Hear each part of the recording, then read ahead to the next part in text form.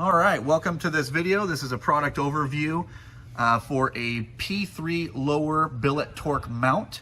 It does fit P3 chassis Volvos, which is basically your S80, your V60, XC60, XC70, and V70 models. This does fit everything, all engine variations 2011 and later. This is a direct replacement for the factory rubber mount that goes here in this location. This rubber mount, we were getting lots of calls regarding this mount failing due to petrochemicals, oils, debris getting on it and getting super squishy. So we went ahead and went above and beyond and made a full-on billet lower torque mount for you to show off.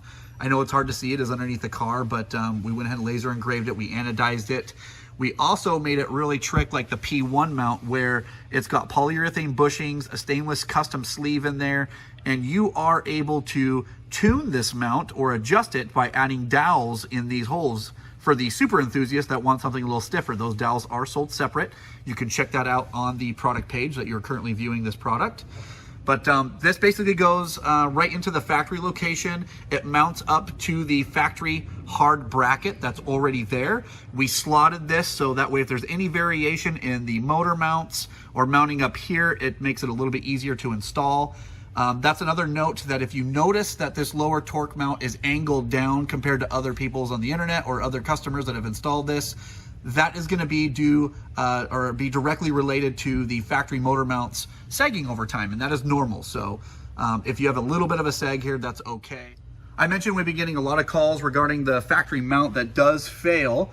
I will let you know that we have been testing a final prototype version on this car for a couple months now, and even with me driving, I'm super sensitive to any additional vibration or NVH that occurs with any mount that we put on our project cars.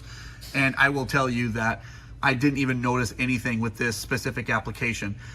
If there is any NVH, it's going to be very, very minimal, something that you're not going to notice as to like upper braces and upper mounts and things like that.